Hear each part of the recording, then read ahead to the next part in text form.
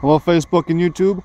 My video here updating the van and the progress that I've made. It's been a while since I made a video. I've been busy working on the van obviously, and you'll see that in just a second. So we step up here. First thing you'll notice is that the bathroom is now framed in. I was able to just notch out up here into the wall. You can see very little bit, and actually fasten the wall into the rest of this framing, so this wall really does not move at all. It's in there much better than it was from the factory. I am totally happy with the way that worked out. I'm going to be able to actually put some of my wiring through this for the 12-volt system actually, to allow me to bolt my 12-volt stuff on the other side of this. As you can see, I kind of got rough electrical started here. My 12-volt stuff will be right there above my 110 panel. So with the bathroom, we have actually brought the bathroom out toward me a little bit. I'm going to lose about 3 inches or so of hallway space here, but I'm going to gain that much in the bathroom. So the benefit here is we won't be banging elbows when we're in there showering, which should be kind of nice compared to how it was before. Not much changed here. Still got the kitchen in place. Most of this is plumbed and ready to go now. I also did replumb the rest of this. This has a new black water tank in it, a brand new black water tank in it that we hung like last weekend. So it ain't even been that long.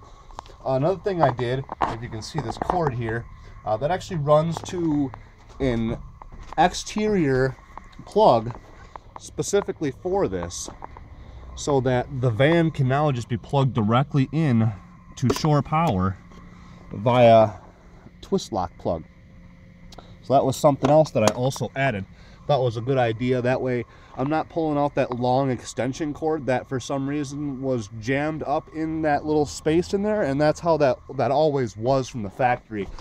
It was just a bunch of cord that you just wadded up inside of here, and when you needed shore power you just pulled the cord out of the back. That little that where that power plug is now was just a hole, and you just pull the cord out the back and plug into the power pedestal. I didn't like that, so now we changed it to a twist lock socket, and I'll actually use an extension cord to plug into that twist lock socket and go into the power pedestal. Of course, in between there will be some sort of power metering device so that I know that the power coming from the power pedestal is clean and the right voltage, because otherwise that's been known to burn up campers real bad. So you can see it passes through there.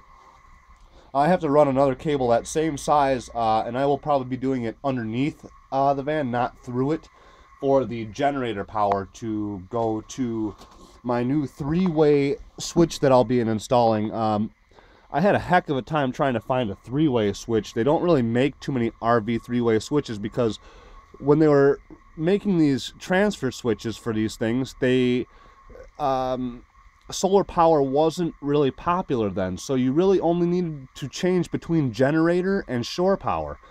So I'll be adding down here somewhere, there will be a 3-way transfer switch that allows me to automatically and smartly transfer between shore power, generator power, and solar power. And I'll show you that stuff coming up here soon. I'm going to do another video with all the things that I have kind of sitting put away right now for this project that are going to be coming up soon.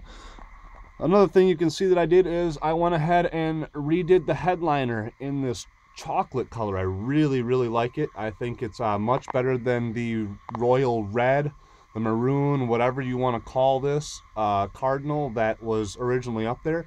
It's also going to match a lot better with the colors that I'm going to be using for the bed. And I thought it went well with the light tones on the wall to do a dark tone up on top, so I think that'll turn out well. I just, at this point in time, just got to trim out my windows here and put the window rails back in. I need yet to do this side. I kind of wanted to leave this side so I could do this video here and kind of contrast back and forth, you know, what the two different sides look like. Not much else done in here. I have done a little bit of plumbing, you can see, for the freshwater tank. That's all completely finished on the outside too. And that's pretty much what I think I've gotten done. Oh, I've also purchased this heater. This is called an Olympian Wave 6. This heater runs on propane. When the holes are patched up in here, it's pretty good about keeping this whole thing pretty warm. The problem was that obviously that was open, so it was pretty leaky in here, but it still kept things halfway decent in here. Next up, we got to do put the floor down in the bathroom, and we'll be headed to do that shortly. And actually, if you can see back here, the plumbing stack is already ready to go. So I just got to cut that down to the correct size, lay the stuff all back down. I have the new toilet unit, which I will also show in another video. So stay tuned.